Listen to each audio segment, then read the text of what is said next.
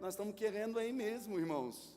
Se o Senhor está nos mandando, a gente está preocupado em fazer a diferença onde o Senhor nos chamar a fazer, em nome de Jesus. Amém?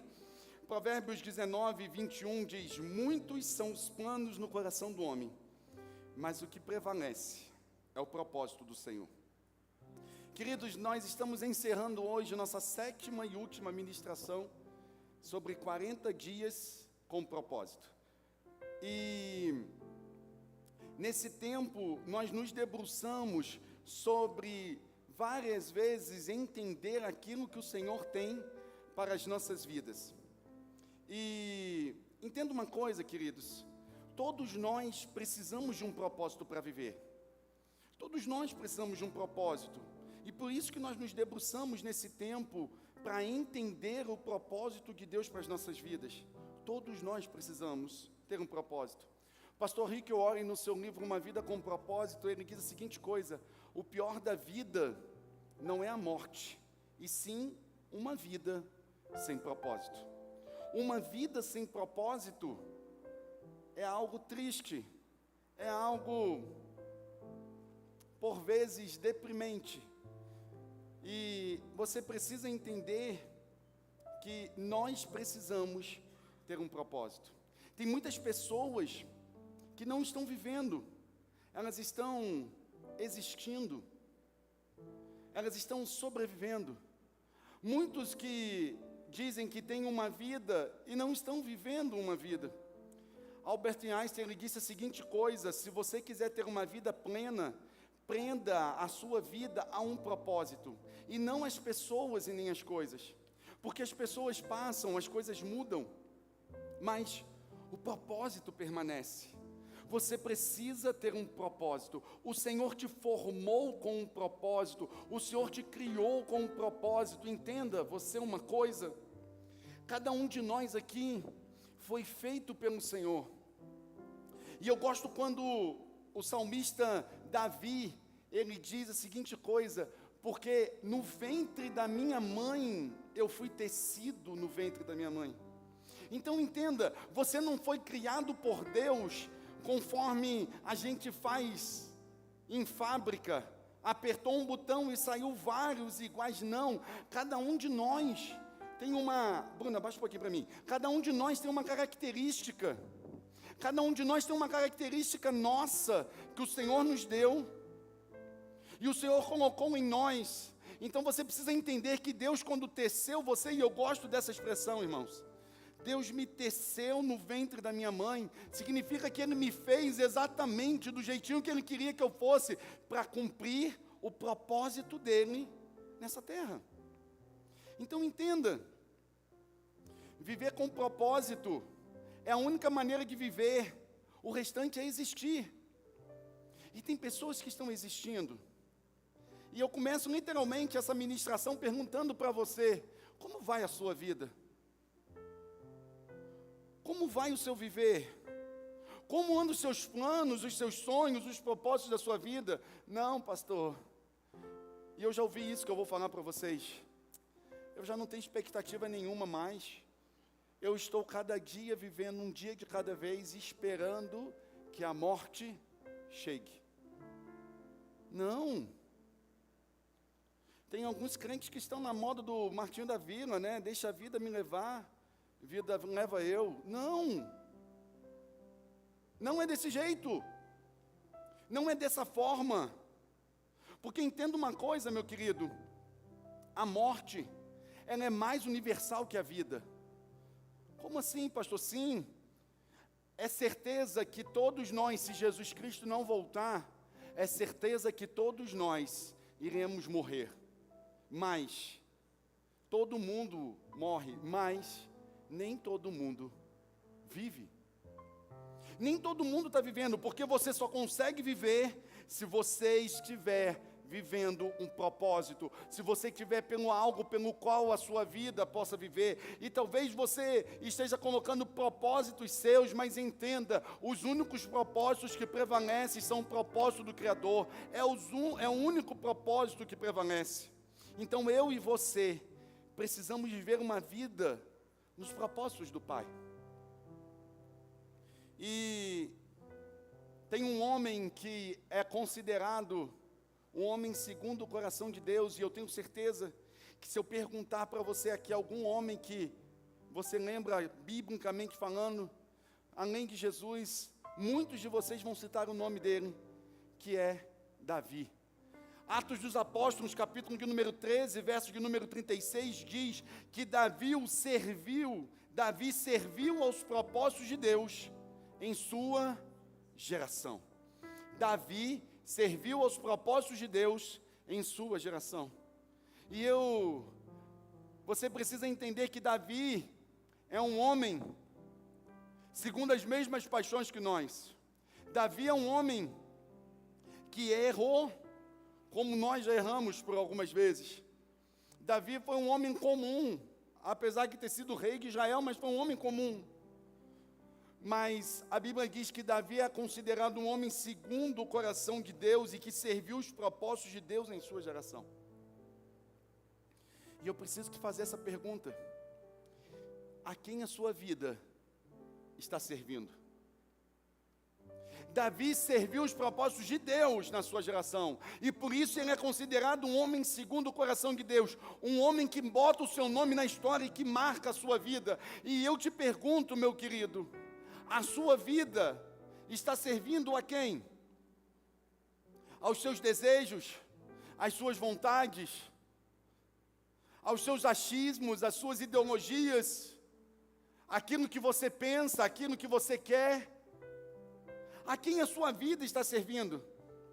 Porque entenda, meu querido, você não criou você próprio, eu não criei a mim mesmo, o Senhor, o Todo-Poderoso, nos formou, e se Ele nos formou para um propósito, Ele nos formou segundo uma vontade. Você precisa entender, você não é uma transa mal-sucedida ou bem-sucedida, você não é algo que seus pais planejaram, ou talvez não planejaram, você não é uma pessoa que veio, talvez por um acaso, não. O Senhor, o Todo-Poderoso, sonhou com você, idealizou você, colocou as características que você tem para cumprir o propósito dele nessa geração, meu amado.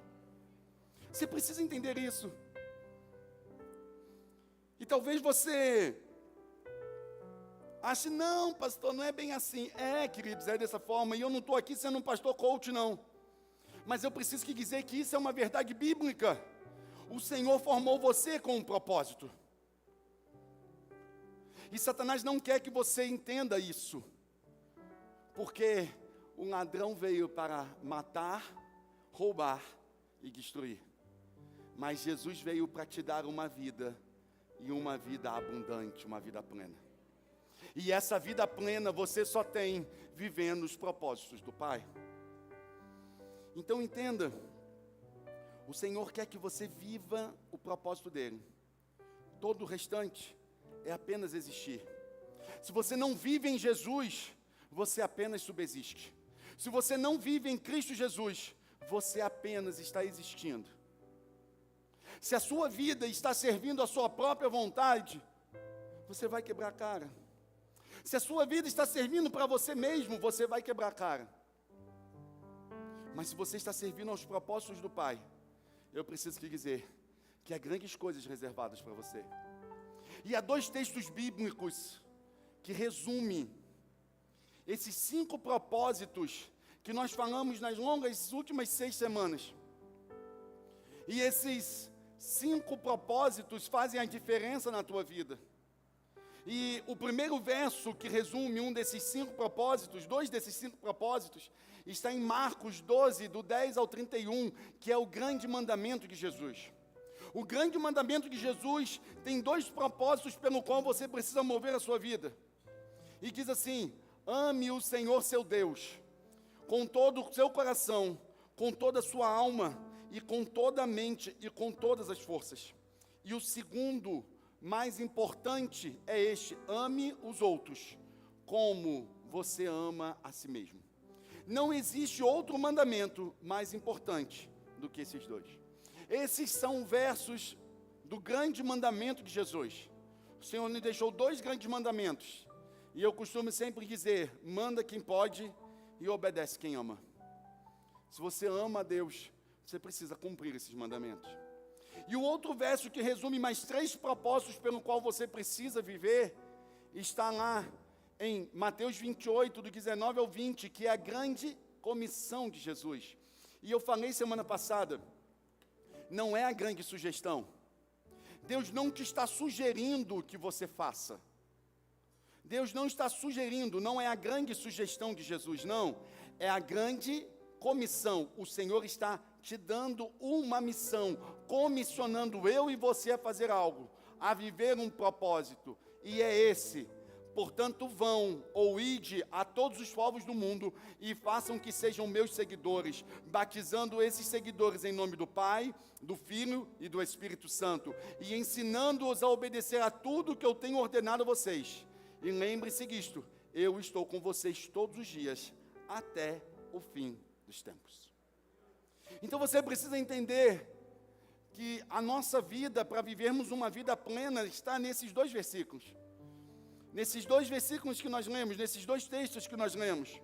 E eu quero hoje trazer para você 5 grandes questões da sua vida, para que você entenda. E essas 5 grandes questões da sua vida são 5 grandes questões que marcam um propósito de Deus na sua vida e que levam a você viver uma vida plena e tem a ver com 5 pessoas que precisamos nos relacionar. Porque você precisa entender, irmãos, que o Evangelho é sobre relacionamento. Entenda uma coisa, Evangelho não é sobre religião.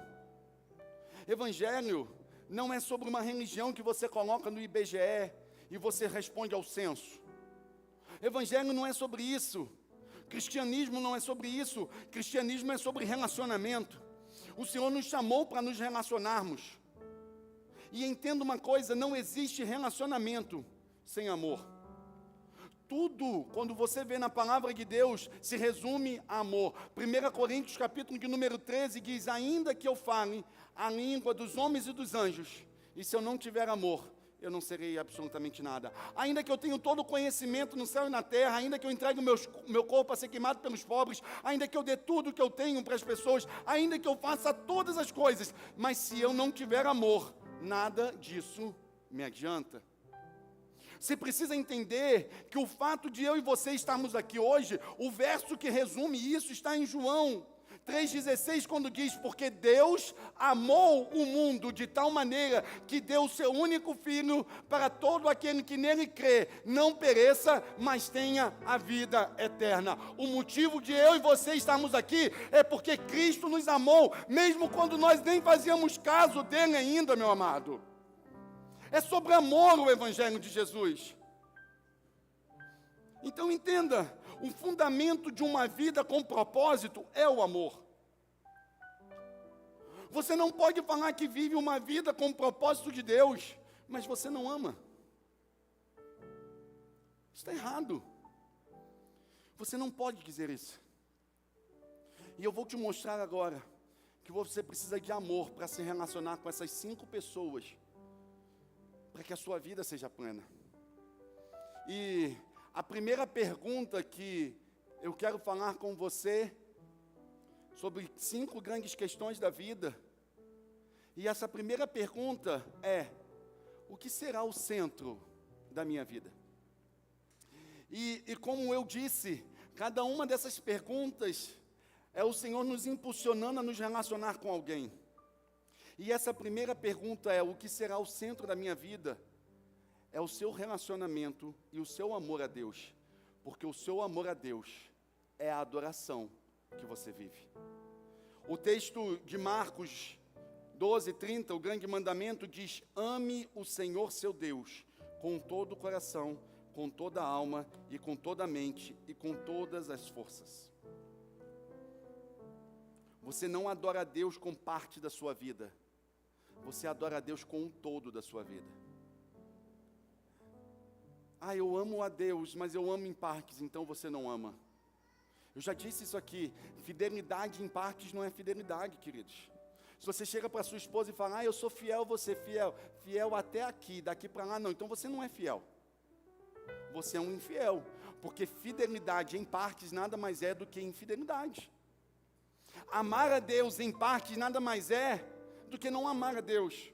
O texto diz: ame o Senhor com todo o coração, com todo o seu sentimento, com toda a sua alma, quer dizer, com toda a sua essência, quem você é na sua essência, com toda a sua mente, com toda a sua razão, e com toda a sua força, com todo o seu físico. Você precisa amar a Deus. E a pergunta é: quem é o centro da minha vida? E essa pergunta diz sobre você e Deus, sobre Deus ser o centro da sua vida. Entenda uma coisa: você pode edificar a sua vida em torno da sua carreira, você pode edificar a sua vida em torno da sua família, você pode edificar a sua vida em torno de um projeto pessoal, de um esporte, de um passatempo, de dinheiro, de diversão, de muitas outras coisas. Você pode ter um plano de carreira para você e você pode criar a sua vida e edificar a sua vida em torno disso. Mas eu preciso te dizer que todas essas coisas, elas são boas. Mas nada dessas coisas fazem a parte do principal da sua vida. Essas coisas, elas não são a parte principal e fundamental da sua vida. Sabe por quê? Porque nenhuma delas é suficientemente forte para manter a sua vida estável no momento em que a dificuldade chegar. Você precisa entender isso. Você precisa entender que você precisa ter um centro inabalável. E o centro inabalável da nossa vida se chama Jesus Cristo, o Cordeiro de Deus, o que tira o pecado do mundo. O centro da nossa vida não pode ser a nossa carreira, não pode ser o nosso ministério, não pode ser o nosso filho, não pode ser o nosso casamento. O centro da nossa vida não pode ser o nosso trabalho, o nosso emprego. Sabe por quê? Porque nenhuma dessas coisas subsistem por ela mesma. Mas o centro inabalável da nossa vida precisa ser Jesus. Ele é o centro da nossa vida. Porque você precisa entender que se Jesus é o centro, as demais coisas rodeiam o centro.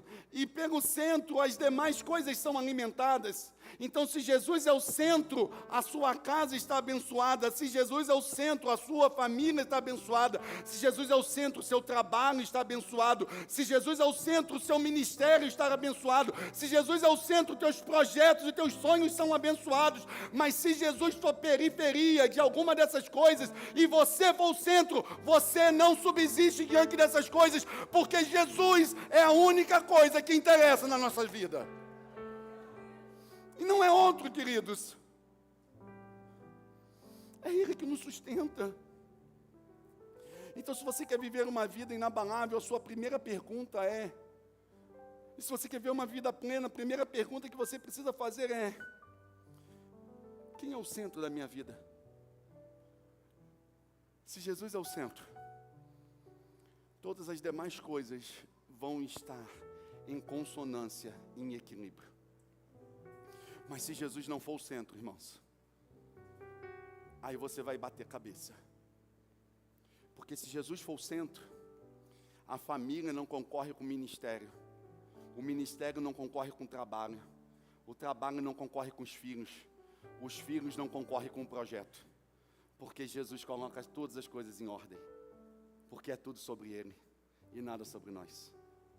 É tudo sobre Ele e nada sobre nós. Deus é Espírito, diz João 4,24. E é necessário que os seus adoradores o adorem em espírito e em verdade. Quando você entende que Jesus é o centro, você vive uma vida de adoração. Pastor, como saber quando Deus está no centro da minha vida? Quando Deus está no centro da sua vida, você o adora, independente das circunstâncias. Quando Jesus está no centro da sua vida, não é a preocupação que ocupa um local de trono, de destaque, mas Jesus, Ele continua sendo centro. Quando Jesus é o centro da sua vida, você olha e diz: eu sei que eu posso ter abundância, eu sei que eu posso ter falta. Eu posso ter dificuldade, ou eu posso estar vivendo em dias largos e bons. Eu sei que eu posso viver tudo isso, porque eu posso todas as coisas naquele que me fortalece. Porque Ele é o centro. Jesus é o centro. Quando Jesus é o centro, você diz: 1000 cairão ao meu lado, 10.000 à minha direita, mas eu não serei atingido, porque papai está dando ordem aos seus anjos acerca de mim. Quando Jesus é o centro, na hora que a dificuldade chega, na hora que o problema vem, e na hora que tentam te aprisionar, em vez de você reclamar e abrir a sua boca e murmurar, você começa a adorar ao Senhor, como Paulo e Silas fizeram naquela prisão. E aí você precisa entender que quando Jesus é o centro, não importa onde você está vivendo, com você pode estar passando o que for, mas com Jesus você vai viver o paraíso, porque eu posso passar pelo fogo, ele não me queimará, eu posso passar pelos espinhos, eles não me espetarão, eu posso passar pelas águas, elas não me submergirão, porque Ele está me guardando como menina dos seus olhos, diz a sua palavra. Jesus é o centro, e todas as demais coisas é periferia das nossas vidas. Se você responde essa primeira pergunta, você já caminha para ser abençoado. E lembra, as 5 perguntas são com 5 pessoas que você precisa se relacionar. A primeira pergunta diz sobre você e Deus, sobre como você está se relacionando com Deus. A sua segunda pergunta, que por vezes as pessoas se debruçam na vida, é: qual a comunidade da minha vida? Aonde eu vou pertencer? Se você for reparar, irmãos, o homem ele tem a necessidade de pertencer a algum lugar. Isso é histórico. Todo tempo o homem está procurando uma tribo, um time, um país, uma família, alguém a se conectar. Qual será a comunidade da minha vida? E quando essa pergunta vem, ela diz respeito a uma outra pessoa. Como você vai se relacionar com a igreja, a noiva do Cordeiro, a família de Deus? Porque o amor à família de Deus é o segundo propósito, que é o propósito de comunhão. Mateus 28, 19 diz: batizando-os esses seguidores em meu nome, do Pai, do Filho e do Espírito Santo, ide pelo todo mundo, fazei discípulos, batizando-os. Quando você batiza alguém, esse alguém passa a fazer parte da família de Deus. O batismo marca você adentrar a família de Deus. E essa questão é uma questão central de comunhão. E Satanás, por vezes, vai chegar para você e vai falar assim: você não precisa estar na igreja para ser salvo. Ei, querido, entenda uma coisa. Jesus, ele vem para arrebatar a noiva dele. Jesus não vem para arrebatar a Indizas, a Assembleia de Deus, a Batista, a Metodista, as comunidades, as churches de parede pretas, as tradicionais, não.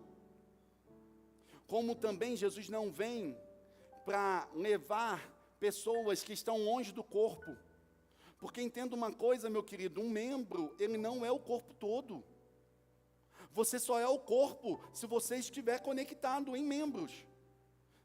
Pastor, o que o senhor está querendo dizer? Essa história, como algumas pessoas dizem, eu não preciso estar na igreja para ser salvo. Isso mostra que você nunca foi salvo, sabe por quê? Porque o salvo, ele anda em comunhão. O salvo, ele entende que ele faz parte de um corpo. E ele tem uma cabeça, a qual se chama Cristo Jesus, o nosso Senhor. Se você não está em comunhão, se você não quer viver igreja, se você não ama a igreja de Jesus, você tem um problema na sua vida. Pastor, mas a igreja é problemático. Sim. Igreja sempre vai ser problemático, irmãos, porque é formado por pessoas. E pessoas são problemáticas. Como dizem alguns, igreja é como a arca de Noé. Uma grande arca. Tem muitos bichos de todo qualquer tipo e muitos bichos fazendo porcaria. Se é que vocês me entendem. Mas do lado de fora há uma tempestade e um mar bravio, e você só está seguro vivendo em comunhão dentro da arca. Presta atenção numa coisa: Satanás quer que você fique longe da família, porque é uma forma que ele tem de destruir você. Repare, todas as vezes que Satanás quer cumprir um plano na sua vida, ele afasta você da comunhão. Repara para ver se não é. Porque te afastar da comunhão é abrir brecha. Ovelha sozinho, fora do bando, ovelha sozinha, fora do coletivo, ela é presa fácil do inferno. Então entenda uma coisa, é na igreja que Deus opera a bênção, diz a palavra. Pastor, então Deus só vai operar se eu estiver aqui no culto. Não, não é isso que eu estou te falando. O que eu estou te falando é se você estiver em comunhão com teus irmãos. E você vai desejar estar em comunhão com os teus irmãos. Porque a palavra de Deus diz, onde tiverem 2 ou 3 reunidos em meu nome, ali eu me manifestarei no meio deles. Salmo de número 133 vai te dizer, ó que bom e quão suave é que os irmãos vivam em comunhão, porque ali é onde o Senhor opera a bênção. É na igreja que nós cumprimos os propósitos do Pai, quando Ele diz, ajudai uns aos outros na família de Deus. É onde você pratica com os outros cristãos o mandamento recíproco de uns aos outros. É na igreja que a palavra de Deus diz, perdoe uns aos outros, ame uns aos outros, cuide uns dos outros, ajude uns dos outros.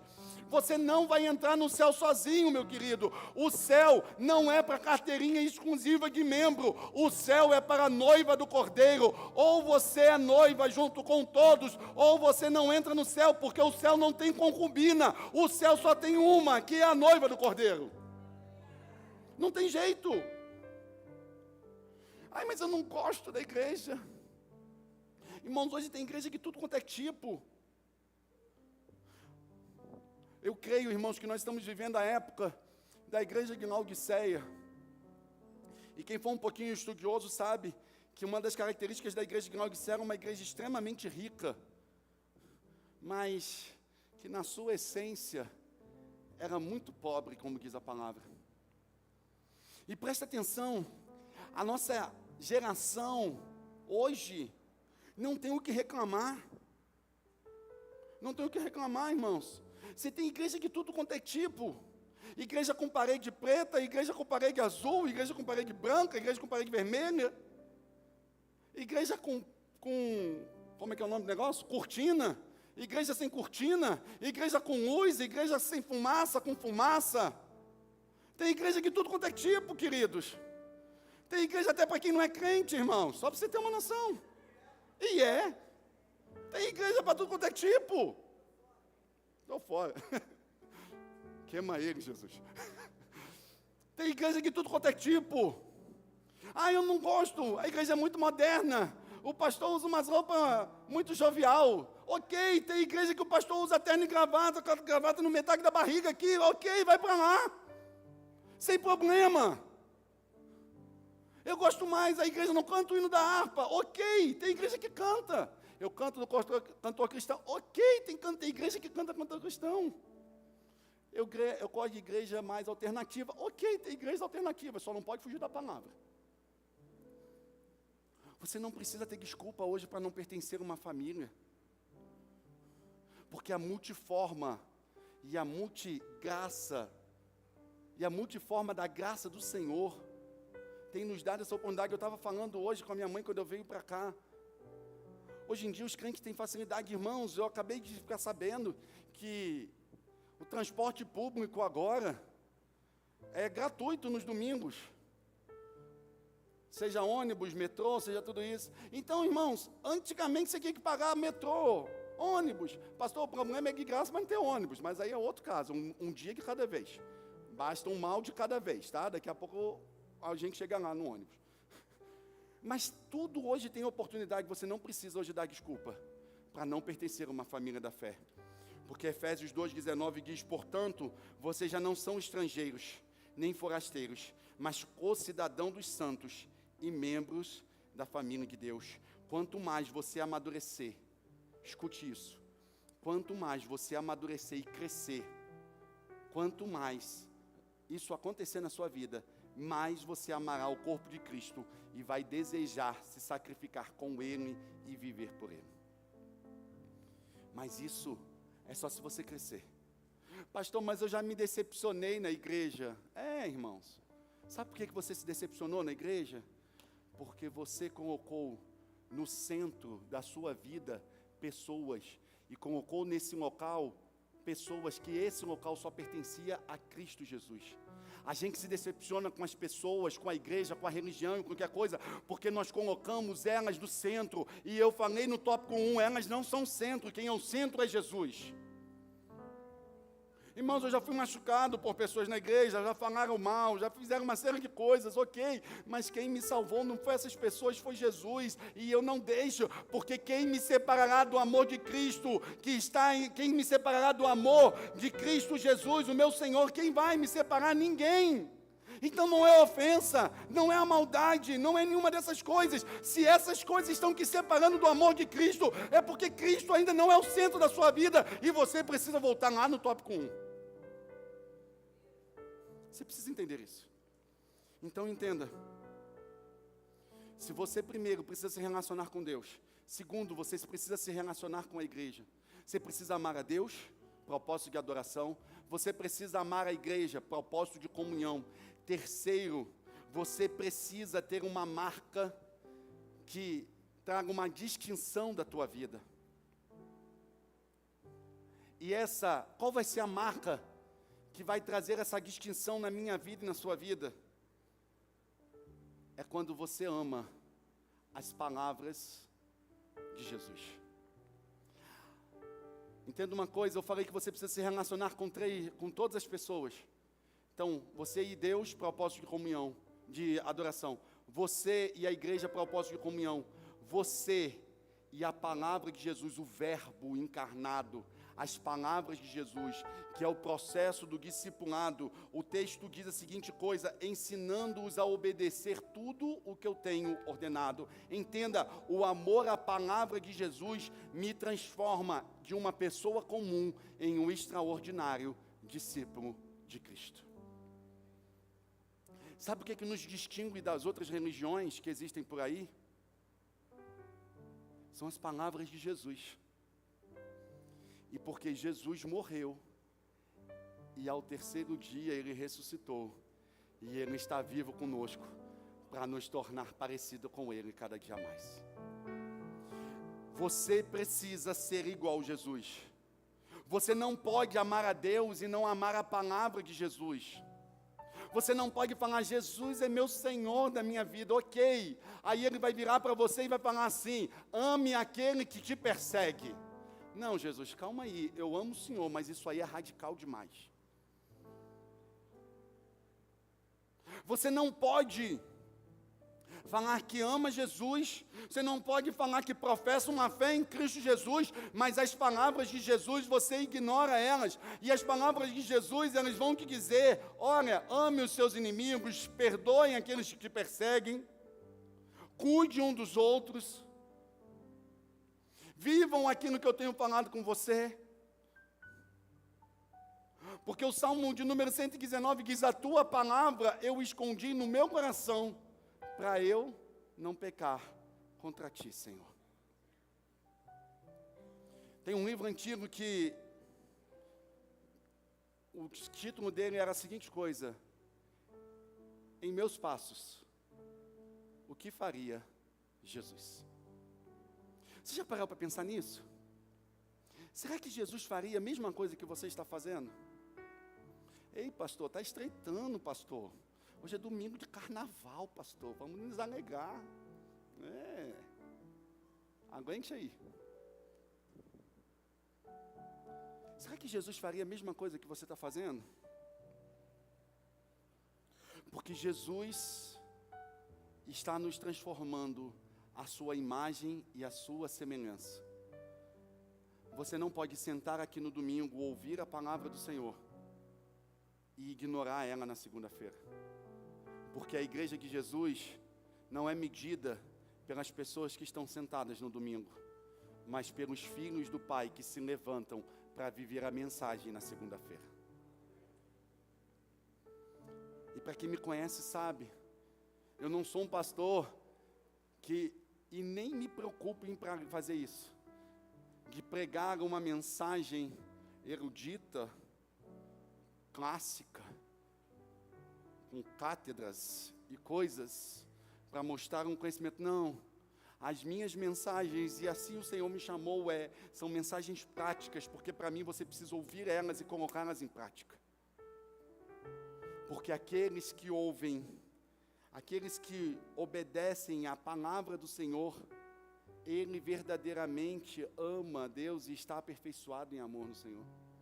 E a palavra de Deus diz que aqueles que ouvem as minhas palavras e colocam em prática, é considerado um homem prudente.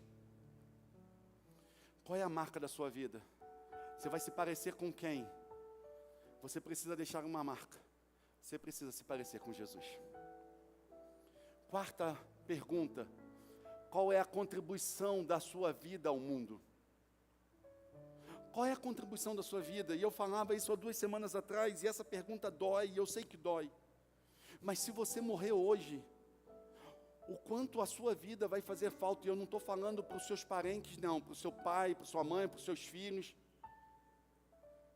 Não estou falando sobre isso. Estou falando de pessoas. Estou falando do próximo. Porque cada pergunta você se relaciona com um tipo de pessoa. Você ama a Deus, Deus é o centro, propósito de adoração. Você ama a igreja, se relacionando com a igreja, propósito de comunhão. Você ama a palavra de Jesus, o verbo encarnado, propósito de discipulado. Você se torna como Jesus.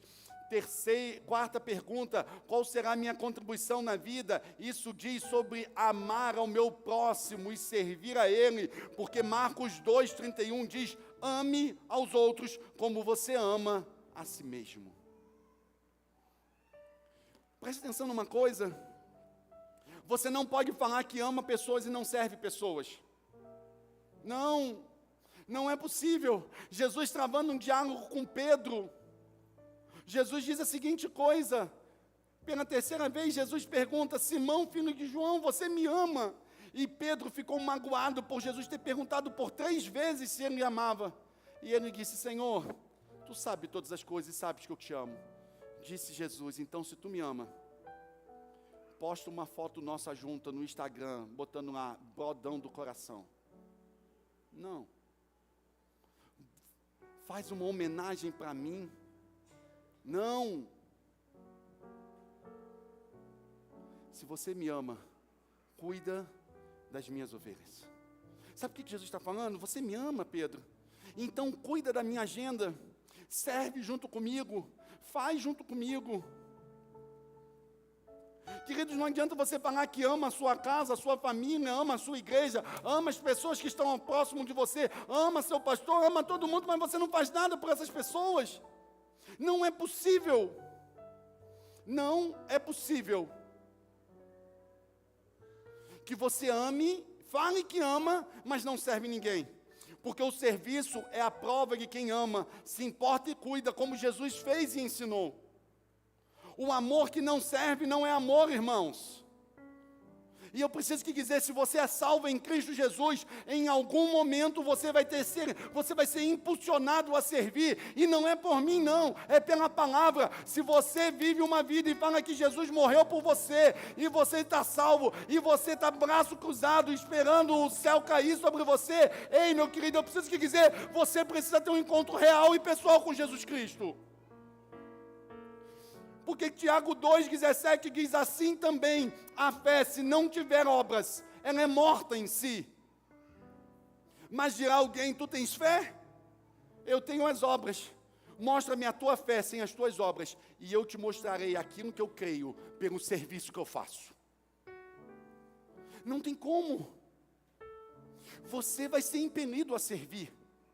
Não é possível, queridos, que você viva uma vida onde você não sirva pessoas, não ame ao próximo. O que o próximo está passando precisa doer no seu coração. O que o próximo está vivendo precisa doer no seu coração. Aí algumas pessoas falam: mas eu preciso que alguém me sirva. A gente vai voltar no tópico anterior. As palavras de Jesus dizem a seguinte coisa: aquilo que você quer que os homens te façam, faça você aos homens.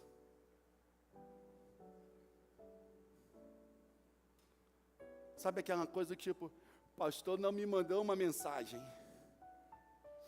estou triste. Você já mandou uma mensagem para o seu pastor perguntando se ele está bem? E as pessoas não me procuram. E você já procurou as pessoas? Ai, mas eu queria tanto que as pessoas fizessem assim, assim para mim. E o que você está fazendo pelas pessoas? Porque Jesus Cristo disse, aquilo que você quer que os homens que façam, faça você aos homens. Você quer que eu te chame para almoçar? Me chame primeiro. Jesus falou. E a gente não pode contrariar o que Jesus falou. Então entenda, você foi chamado para servir a Deus e as pessoas. E última pergunta, diz respeito, qual será a mensagem da minha vida? As 4 perguntas anteriores, Jesus é o centro, você e Deus. Você ama a igreja, processo de comunhão. Você ama as palavras de Jesus, processo de discipulado, propósito de discipulado. Você ama o próximo, se relaciona com o próximo. Então um se relaciona com Deus, outro com a igreja, outro com as palavras de Jesus, outro com o próximo. E a 5ª e última pergunta é, qual será a mensagem da minha vida? E essa diz respeito ao quanto você se relaciona com os outros, com as pessoas não cristãs, com aqueles que estão perdidos no mundo, porque amar o perdido no mundo é o propósito de missão, porque cada um de nós temos algo a anunciar. Mateus 28:19 diz, portanto, vão a todos os povos do mundo e façam que sejam meus seguidores. Sejam meus seguidores. Qual é a mensagem que você carrega? Você tem uma mensagem, queridos. O apóstolo Paulo diz assim, nós temos esse tesouro em vasos de barro, para que a excelência do poder não seja nossa, mas seja de Deus. Entenda uma coisa, nós temos uma mensagem a anunciar. Nós temos uma mensagem a anunciar. Nós temos Jesus que mudou a nossa história. Irmãos, eu era um garoto completamente perdido, não tinha expectativa, não tinha nada, irmãos. Eu não tinha nenhum padrão de vida, de família, de qualquer coisa nesse sentido. Jesus mudou a minha história. Jesus ressignificou a minha casa, me deu uma família, me deu um ministério. Eu era um dos mais improváveis para estar aqui, mas Jesus mudou a minha história. Eu preciso dizer ao mundo que Jesus salva a vida de um homem e resgata a vida dele. Você precisa entender isso. Nós somos o povo da esperança. Nós somos o povo que foi salvo na cruz do Calvário. Nós somos o povo que carregamos a mensagem de salvação do Evangelho. Como diz o apóstolo Paulo aos Romanos, eu não me envergonho do Evangelho de Jesus, porque é salvação para todos os homens, queridos. É salvação para todos os homens. Mateus 11:28 diz, venham a mim, todos vocês que estão cansados e sobrecarregados, eu os aliviarei, darei descanso. Mateus 9:36 diz, ao ver as multidões, Jesus teve compaixão delas, porque estavam aflitas e desamparadas, como uma ovelha sem pastor. Não é possível que você veja uma pessoa que não tenha Cristo. Não é possível que isso não doa no teu coração. Não é possível você ver pessoas que estão perdidas nos seus pecados, isso não doa no seu coração.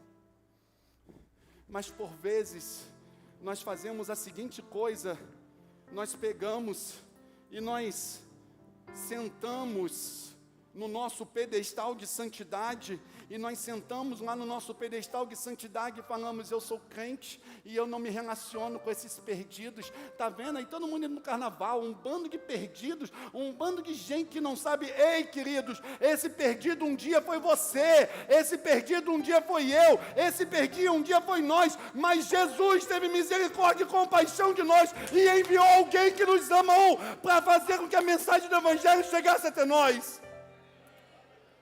Nós não podemos esquecer de onde Jesus nos tirou, queridos. Porque senão a gente senta no nosso pedestal de santidade e acha que nós somos santos.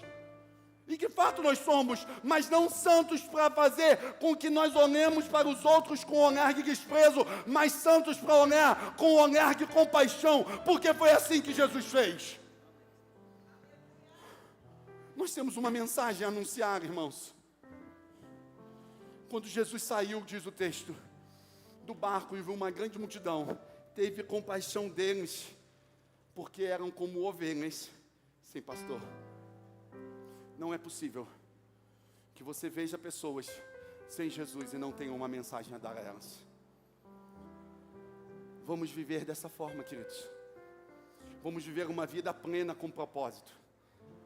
Entenda, amando a Deus, amando a sua igreja, amando a sua palavra, amando ao próximo e amando aos perdidos.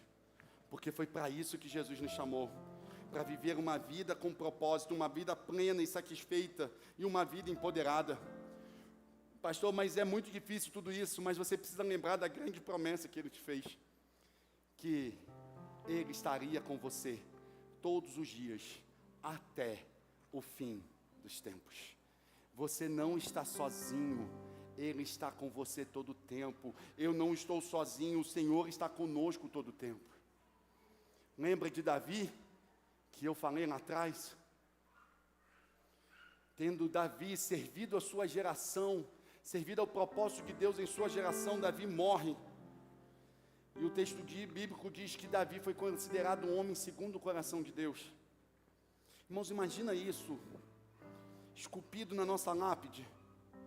Esse homem, essa mulher, trabalhou, serviu aos propósitos de Deus na sua geração.